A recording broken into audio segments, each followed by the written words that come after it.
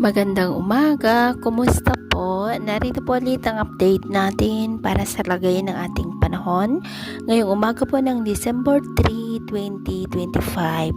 Sa ngayon po ay lumalakas na ang bugso ng hanging amihan, gaya po ninyong napapansin, at ito po ay umihip na dito sa Northern Luzon, lalo na po dyan sa may northern part, habang ang sama ng panahon naman nating binabantayan na nasa silangan po ngayon ng Bicol Region ay nasa layo po ng 1,050 km east ng Catanduanes, pero dahil nga po sa paglakas na ng amihan ay posibleng itutulak nito pababa na nagbabanta na mag-landfall ngayong darating na weekend, posibleng dyan sa may Eastern Visayas o kaya po ay sa Bicol Region, at lumakas na rin po ito, at kung maging ganap na yan na bagyo ay tatawagin na po sa local name na Bagyong Wilma. At ito naman ay pinapakita ng forecast model natin pong ginagamit hanggang po sa susunod na 2 linggo.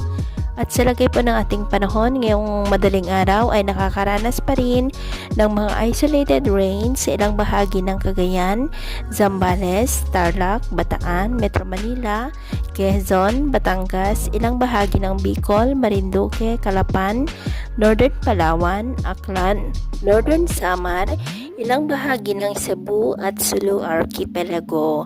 At mamaya po ay sisikat naman ang araw sa malaking bahagi ng ating bansa, pero may tsansa pa rin ng maulap na kalangitan na minsan ay may mga pulo-pulo na mga pag-uulan sa ilang bahagi ng Cagayan, Laguna, Marinduque, Batangas, Camarines Norte, Calapan, Northern Palawan at Sulu Archipelago. At mamayang hapon po, mas maraming lugar ulit ang makakaranas ng mas maulap na kalangitan with isolated rains, kaya mag-ingat po tayo sa mga banta pa rin ng mga pagbaha at pagguho ng lupa.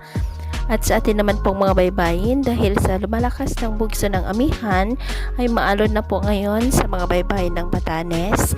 Ng mga alon po ay posibleng aabot hanggang sa 2 to 2.5 meters height.